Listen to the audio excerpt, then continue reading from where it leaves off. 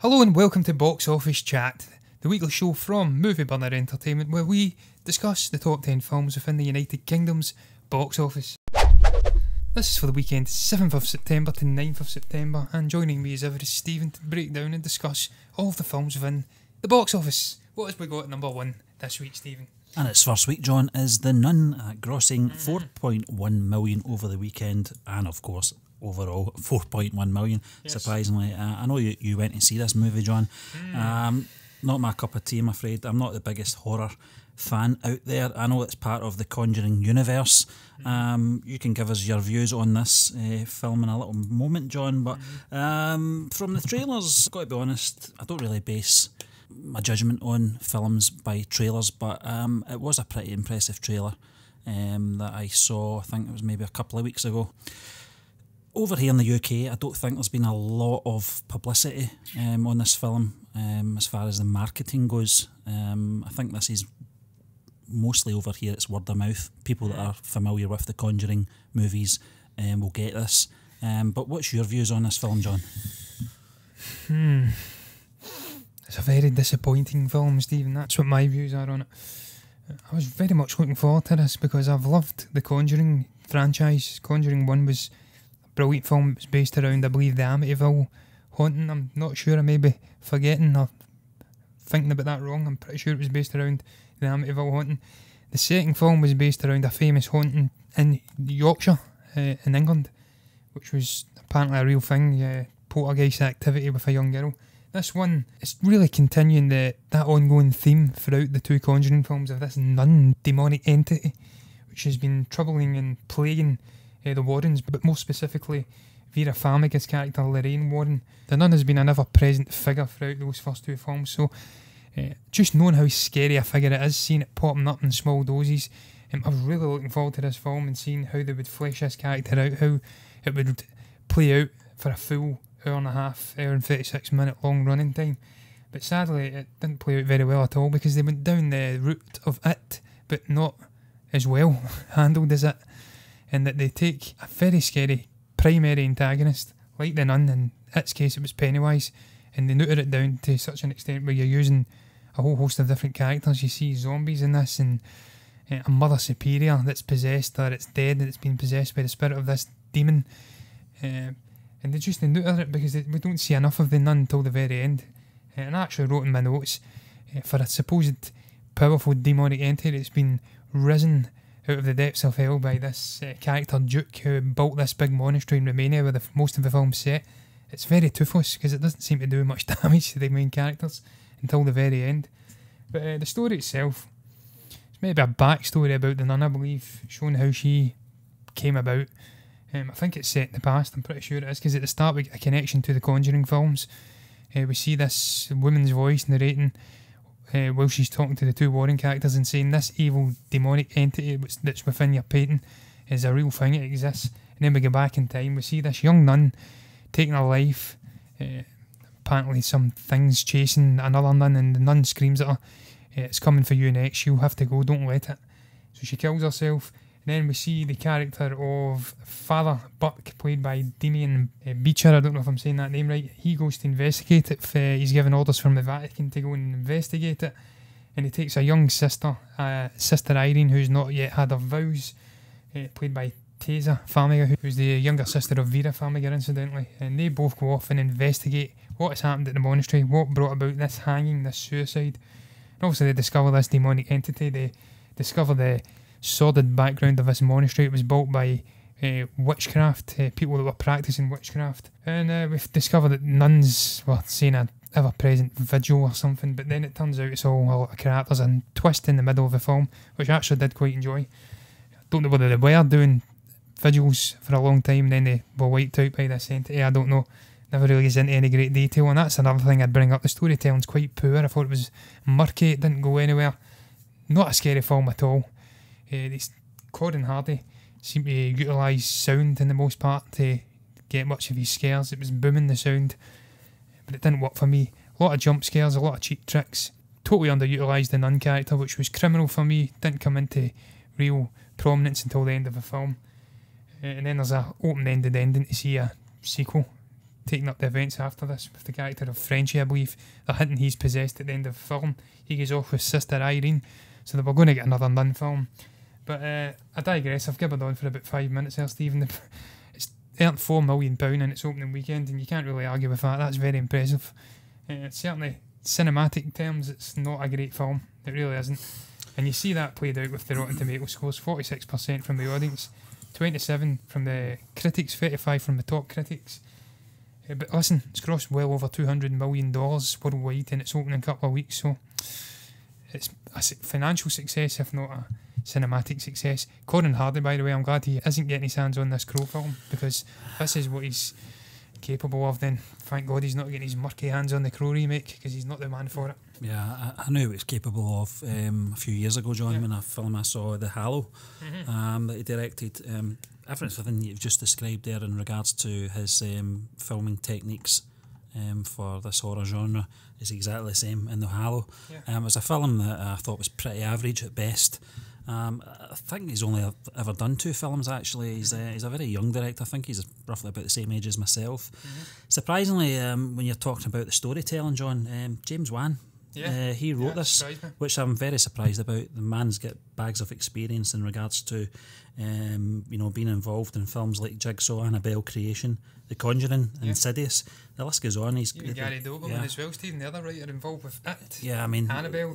The experience is there, so I don't really understand where it all went wrong. Well, I'm not saying it's gone all wrong. This is just our opinion or your opinion. I've not seen the film yet of what you got out of it, but 5.8 out of 10 after 27,000 reviews suggests it's not a bad film, but it's not a great film either. No. But I think fans of the Conjuring universe might get something out of this if they're really hardcore fans of this franchise. I think it's one of those films I'm not going to rush out to the cinema to see anyway. As I said, I'm not the biggest horror fan out there. It's one of those ones that I probably hang about and wait to see it coming on Netflix or something like that, which I think it will do further down the line, like the previous films. But we're just going to move on, John, to number 2 here in the box office for this week, and it is Christopher Robin, in its 4th week, grossing another £900,000 over the weekend. Overall, 12.3 million in its 4th week, and it's still just under £1 million there over the weekend. That's pretty decent, I suppose.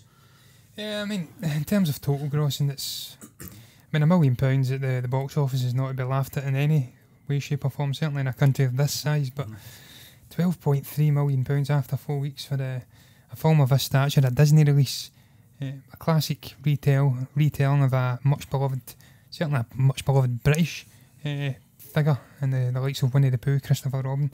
It's kind of a disappointing in a way, I have to say. I would have expected this film to have made in the region of 20 to 30 million pounds at worst by this stage. I don't know what's going on there. Maybe it's just competition. People are going to see Mamma Mia, Incredibles 2, Hotel Transylvania, Free in its place. Maybe those films are taking away the audience. But I'm very surprised that it's only grossed £12.3 million after 4 weeks. It's down 25.1% this weekend. Still shown in 602 theatres, but it is down 44 theatres. In terms of its worldwide grossing, it's sitting at $153.7 million worldwide, off of a budget of roughly $75 million. I mean, that ain't great either. It's just about made a profit, but I guess I've not seen a huge amount of promotional push here. They may have done in the United States or other territories, but it's not great. It's a 61-38% split. There's certainly more in the United States, $95 million compared to 58.7 over in international territories. That surprises me really. But listen, I don't know why it's not doing so well. It's certainly not doing terrible, but it's not at the standard you'd expect of a Disney release. Because I thought the film was very enjoyable. I thought it was a great performance from Ewan McGregor. They get the original guy back at voice, Winnie the Pooh and Tigger. I loved the animation. I loved the cinematography. I thought the story was great. And yeah, I thoroughly enjoyed it. So I don't know why it's not doing as well as you would expect it to do, because I thought it was a great story. It's a great film as well, John. From a technical point of view, I thought it was a stunning piece of film. I think it's down to its release date. I think it's coming off the sort of tail end of the summer holidays here in the UK. I can only speak here for the United Kingdom. I know that in Scotland the schools were going back after I think the first week in August. I think the English schools go back, I think it's maybe about 3 weeks after that. So it's come out at a time, I think maybe, if it came out maybe a month earlier, it might have done a little bit better. But nevertheless, I mean, it's still getting good ratings. And it'll probably be, I think it's going to be one of these films that's going to have a Blu-ray release around about Christmas time as well. And I think the sales of that will pick up as well, because I think it's a good piece of storytelling. It's a good and a different take on the characters, Christopher Robin, Pooh, Tigger, etc. And I thoroughly enjoyed it. My daughter enjoyed it as well. I didn't think that she would have the attention for it, but she thought it was great. She, in her sort of point of view, these things have came to life, and very convincingly as well. Yeah. And I thought Ewan McGregor's interaction with these characters as well was very well done, very realistic. But we're just going to move on, John, to number 3 this week, and it's third week. It's BlacKkKlansman, and it's grossed another £800,000 over the weekend, grossing 4.7 million overall. Yes, I thoroughly enjoyed this film, Stephen. I went to see this about a week ago. I think it's a great story.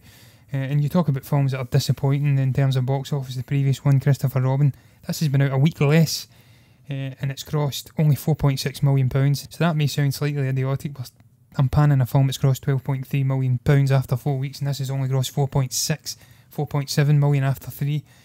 But it's impressive because of the story. This is about the Ku Klux Klan. It's very American-centric. It's a story that a lot of people over here wouldn't really connect with. We didn't have this over here. We didn't have this widespread hatred of black people over here. We didn't have lynchings and stuff. So it's not a story that you would expect to connect with British audiences quite as much as it has done. So for it to then gross £4.7 million, or just under it after 3 weeks, very impressive indeed.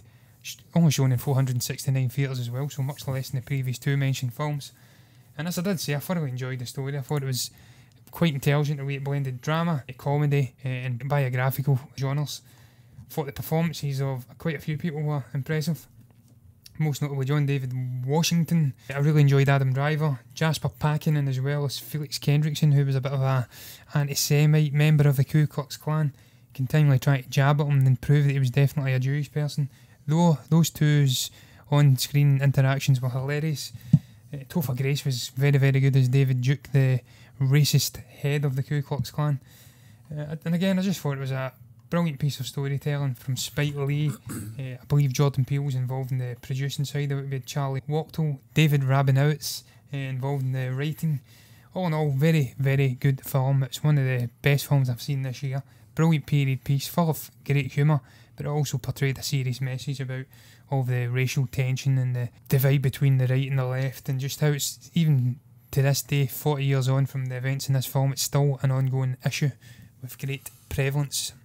Yeah, John, just going back to what you were talking about in regards to the numbers turning out for this film in the UK, I think that's been quite a surprise, to be honest with you. I didn't think it would do as well as this, just because a lot of what goes on in this movie and what this movie is about is not really relatable to here in the UK, but it's got a widespread release. I know it's in about a dozen cinemas over here in Glasgow, and Spike Lee as well. I think this has been a much anticipated movie. Spike Lee's got such a large following of fans, like his style of filmmaking. You go back to Malcolm X, a great piece of cinema. And he's done a lot of music videos and stuff like that, and documentaries in regards to American artists and stuff like that as well. And I think that he has got a large following over here, and I think that's why the numbers have came out. It's a great piece of cinema. It's quite relevant in these days as well. And this is one of these ones I'm going to add to my Blu-ray collection when it comes out anyway, because I think it's a great piece of storytelling. And Spike Lee, he's never lost his touch, he's never lost that edge either, and it's evident here again. Yeah, the final thing I'll add, Stephen, is that the production budget, $15 million, that is all the budget was. That's tiny in today's terms, and for it to have now grossed $72.1 million worldwide, very impressive. So again, that hints into what I'm saying again, £4.7 million over here. I mean, that's nearly the budget made back alone here in 3 weeks in the United Kingdom. So very, very impressive showing indeed from everyone involved in this film. It was very important themes and a message that it was trying to get across, and it done it with a nice blend of humour and seriousness. So hats off to him. But we're going to move on to the next film in this week's box office, and it's Mamma Mia, Here We Go Again. Now grossed £725,000 at the weekend, down 25.8%, still showing in 554 theatres, and its total gross is now 63.8 million after 8 weeks. I said last week it would struggle to earn maybe 75-80 million pounds. I think it's clear now that it's still on the box office, even amid some competition. There's some more films coming out, but I don't think they're going to dent its stay in this box office. I think it'll stay in the box office maybe at 6 or 7 for a few weeks more at least, and it'll continue earning around about a steady £600,000-700,000 a weekend. And on top of its performance during the week, I think it could easily hit £70-75 million if it keeps going the way it's going just now. And it's impressive. Yeah, I think All Parker as director can retire now. He's done a sterling job here on this movie. Yeah. We talked about the soundtrack as well last week, John. I think it's still hanging in there at number 1 in the charts for the soundtracks. The other thing I never thought about as well, I heard this on the radio. I already knew about this, but it was something that slipped my mind, was that ABBA have got some new material coming out for, I think, Christmas time. So I think this might be related to it. That there's certainly a ABBA mania. I wouldn't say it, it's going to be in the same sort of measures as when they were at the height of their game, but there certainly is a nostalgia feel here in the UK to this band, and I think with the news of the new material coming out as well might help this film. I think a lot of people are looking forward to this new album they're going to be releasing, so they're all jumping on the bandwagon to buy the soundtrack, and in turn they're going out to see the film. So I think that's probably one of the reasons it is doing so well. That's not to take away the actual film itself. I thought it was a clever sequel. I think that they utilised the original characters well.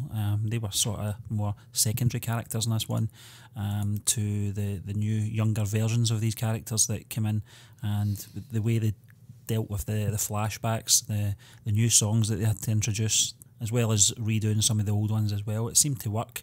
And if you'd asked me, a few months ago if this would have done as well as it has, I would have said no chance. Yeah, final thing I'll add, Stephen, $383 million cumulative worldwide gross. Very impressive indeed. It's now sitting at number 10 in the all-time list of musicals in the United States. Just the likes of Les Miserables and La La Land and The Great Showman, Grease and Beauty and the Beast ahead of it, so sitting in very esteemed company there. But certainly it's got a long way to go until it hits the original Mamma Mia, and I don't think it will top the original Mamma Mia in terms of cumulative box office performance. But we are going to move on, Stephen, to number 5, another film that I've seen twice. I went to see that again a couple of weeks ago. It's been out for 5 weeks now. It's The Meg. It's grossed £612,000 last weekend, taking its total box office to £15.75 million. After 5 weeks, as I did say, it's down 30.7% this weekend, and it's down to 475 theatres. But listen, can't argue with that performance. £15 million for a film of this size in the United Kingdom. Very impressive. Its worldwide box office sitting at $505.2 million. It's a 72-27% split, so it certainly went over very well in foreign markets. And it's a success off of a budget of $130 million. It's well and truly made a profit. So hats off to Statham and the crew. Hats off to John Turteltaub, a man who also directed Cool Runnings back in the day, and a few other films which didn't hit the heights. I think he was involved with Nick Cage and the likes of National Treasure and stuff like that. I enjoyed the film. I thought it was an above average shark genre film. There's a whole lot of crap in that genre. This isn't in amongst them. I thought it was a very enjoyable experience. Predictable. Silly. But a great performance from Statham. Great performance from Bing Bing Lee supporting them. And a couple of other solid performances underneath that. Great action. Great visuals. And it's done well. So hats off to it. Yeah, John, as you said, very predictable. It does exactly what it says in the tin. After escaping an attack by what he claims was a 70-foot shark, Jonas Taylor must confront his fears to save those trapped in a sunken submersible. There you are. You know what happens in the movie. Jason Statham, I would say this is one of his more successful films. Certainly with the Furious. Yeah, definitely. But yeah, I mean, you put him in any of these type of films. I don't think this film would have done as well if he wasn't in it, if you know what I mean. I'm not saying he's not the greatest actor in the world, you know, but he's a great action star, very much like Dwayne Johnson. You know, he can pull the audiences in. You can make the most simplest of movies and put one of those two in it, and it's box office material, you know. In regards to it being another shark film, I do think this is it's tried to take another sort of direction and not go down the usual route of Jaws, which is more suspenseful and horror, or the ridiculousness of Sharknado. This is somewhere in between that, where it's trying to have fun, but at the same time, the bottom line is it's still a horror action movie. A little bit of sci-fi in there as well, I suppose. Yeah. And 5-foot megalodon. It's prehistoric. So, should be dead. So, as I said, it does exactly what it says on the tin, and that's the reason why it's doing quite well in the box office. Again, if you'd asked me maybe a few months ago about this movie, I thought maybe it would have had a couple of weeks in the box office, and then it would have just, you know, quietly slipped away out of the top 10. But nevertheless, it's doing okay. Yeah, and as you did say, it's got to be one of his most successful films out with the Furies franchise. It just has to be.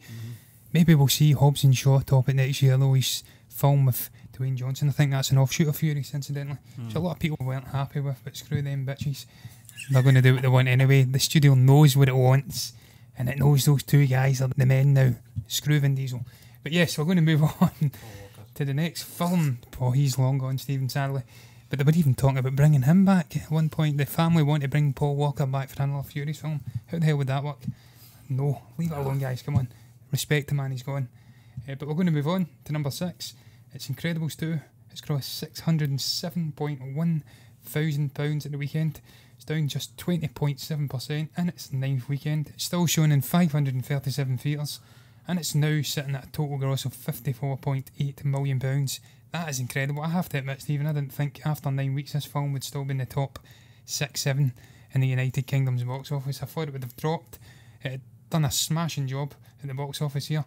It's now gone right up there. I think it may be knocking on the door of the top 10, all-time top 10 films in the United Kingdom. I'd have to do a little bit of research on that, but incredible performance for Brad Bird's film. I think he's well eclipsed the original film here. I think it only made £45 million or something. So hats off. I thought it was a great film again. Brilliant sequel. Eclipsed the first one for me. I thought the first film was amazing as well. But they took all the components from the first film that I loved, the humour, the characters, the action, the slick animation, and they brought it into this film and they just upped the ante and made it better. It was like Deadpool 2 earlier in the year. Really great sequel and thoroughly deserving of its performance. I think this is one of the reasons that Disney isn't too concerned about the box office figures of Christopher Robin and Ant-Man and the Wasp, which is now out the top 10, spoiler alert. But I mean, it's one of those movies that I knew it was going to do well. I didn't think it would do as well. I didn't think it would surpass the first movie. Once I saw the movie, I knew it would. It's just bigger and bolder. And you're right, you said a few weeks ago, John, in regards to the villain of the movie, probably not as good as the first villain in the first movie, but nevertheless, it's just a combination of everything, really. You know, the cast are fantastic once again, and to get them all back, I think bar one, was really impressive as well. I don't think we're going to really wait as long for the next sequel as we had to for this one. I think it was 14 years, if I'm not mistaken. I don't think we're going to have to wait that long. Perhaps maybe 4 or 5 years we will see Incredibles 3. Yeah, again, I'm going to go into this, Stephen, even though this is a United Kingdom themed show box office, I find it incredible that the Incredibles 2 is actually the #1 animated film in the all-time box office lists. It's #1 ahead of the likes of Finding Dory, Shrek 2, and indeed it's actually #1 obviously in comparison to The Incredibles, the original one. Even adjusted for ticket price inflation, it's over $200 million more. So its total worldwide gross now $1.83 billion. That's incredible. What a performance. And it further deserves it because it's a fantastic film. But we're going to move on to number 7, which is Searching. Also a Sony release. Gross £435,000 at the weekend, down 43.3% in its second week. It's shown in 399 theatres and its total gross is now sitting at £1.63 million. I think that's quite disappointing. for its second weekend. I thought this film would go on strength to strength. Word of mouth would maybe help it, because I thought it was a really intriguing concept. They did the Anish Chaganty did with the whole computer screen centric thing, where it was all based on a screen, cursors moving around, no real full screen footage until it was I believe a security camera in his brother's house. It was a thoroughly enjoyable story, all about John Cho's character David Kim looking for his daughter who went missing, and he went through a whole host of trials and tribulations, setting up databases and spreadsheets, going through her trends, and it was a powerful story about today's society and just the falseness of it all, and about the power of a father and a daughter's relationship, and just great mystery elements, great drama elements, thrill elements, a brilliant concept. Visually, as you said, it took 2 years, 12 weeks to film, 2 years to put together, and I think it deserves to be doing a little bit more than it is. But listen, can't have a massive budget by any means. It's certainly got to be under $10 million, and it's crossed at $45.8 million worldwide, so it's got to have made something coming up to a profit now. Yeah, John, I think word of mouth as well. We'll keep this in the top 10 for a little while longer, because you're reading Philip Henry's review last week as well, which was a well crafted piece of reviewing from Philip. And you talked about this last week on Box Office Chat as well. And my concerns was, of course, that the technique might take you out the story. My feelings on found footage. Since discussing this last week, I did go along and see this movie. I thought it was good. I wouldn't say it was great, but the style was very unique. I was very impressed with Anish Chaganty's style. It's going to be interesting to see if the director will use this style in other films to come. I don't know. I think it would be, but I think for this film, I was afraid it might be gimmicky, but it wasn't. It certainly wasn't. It was something different, and it was interesting to see how the story would take you along for the duration of the movie, and how it would all piece together. I can understand now why it took 2 years, because it is a well constructed piece of film, and I think as I said, I think word of mouth might go out, and this will keep this in the top 10, because I think it is a worthwhile watch. Yeah, it absolutely is. I think it's a work of art, Steve, in the way that I still don't know whether it's a he or a she. I've still not searched that up. Anish, but fair play to him, because he's took a very intriguing concept, fleshed it out and made it into a very interesting and enjoyable film, and it's done well, so hats off to it. But we are going to move on to number 8, which is Hotel Transylvania 3 Summer Vacation, another Sony release. Gross £429.4 thousand at the weekend, down 22.9%, shown in 514 theatres, and its total gross is now £18.2 million after 7 weeks. I keep saying it every week, but for a middle of the road animated film, it's a third in a franchise. That is damn impressive. Well, this was number 9 last week, John, so it's actually went up one spot. Yeah. So hats off to I think it's Jendy Tarakovsky. I think that's the name of the director. Yes. I have saw all these movies now. I've got to say, I think the third one, it's a really good film, but surprisingly, it's not as good as the first two. The first one and the second one were really, I thought they were more enjoyable. This one is good, don't get me wrong. It's a good, entertaining family animation, and this came out at the back end of July over here in UK, and I didn't think it would have the legs that it's had. Even more so when it was at number 9 last week. I thought that was the last we were going to see of it. But no, it's hung in there. It's went back up a spot. It's at number 8, and it's done well. I've not really got much more to say other than it's a good family animated film, and although it's not as good as the first two, it's still worthy of being part of the franchise. Yeah. I tell you what, it's made a humongous profit though, $80 million production budget, and it's now sitting at a total worldwide gross of $503 million. And intriguingly, this seems to shock the general pattern of franchises, where you see a very successful first film, which then gives them the confidence to go on and build on the franchise with subsequent releases, but they tend to be ever diminishing returns as they go on. But we're speaking about this with Mission Impossible as well. This one, not like that at all. Hotel Transylvania grossed $358.4 million worldwide. Hotel Transylvania 2, $474.8 million worldwide. And now Hotel Transylvania free, 503.1, and it's still going, so it's like a complete opposite. First one doesn't do quite as well, second one does better, third one does even better, so that's off it. I've never seen it, maybe I'll have to go and watch them, because it's clearly got something in it that's get people coming back and watching it again and again and again. I do still love Adam Sandler, incidentally. That guy gets some amount of shit these days, as if he's some joke that was never funny. He was a very funny man back in the day. But we're going to move on to number 9, and it's Equaliser 2. Another Sony release, the third Sony release in this week's top 10 of the box office in the United Kingdom. It's grossed £402,000 at the weekend, down 35.7% in its fourth weekend, taking its total gross to £6.8 million off of 340 theatres. That's not bad for a sequel. It's not a patch on the original. I did enjoy it though, thought it was a great vigilante action film. It had a great subplot between Denzel's character of Robert McCall and Ashton Sanders' character of Miles Whittaker.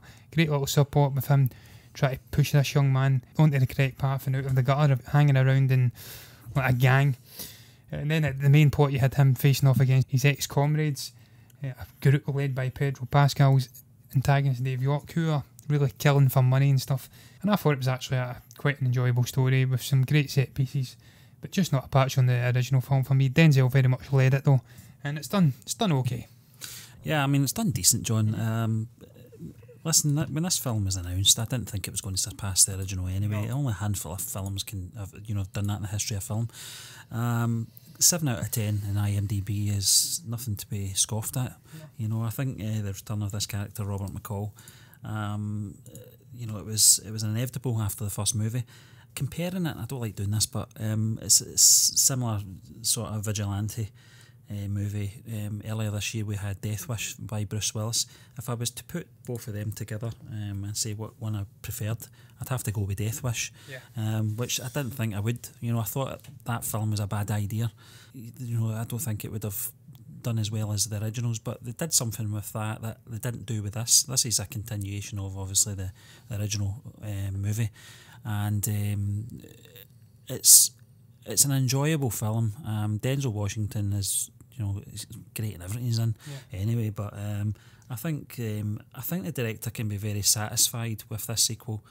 I mean, personally speaking, I preferred the original movie. I think that did a little bit better.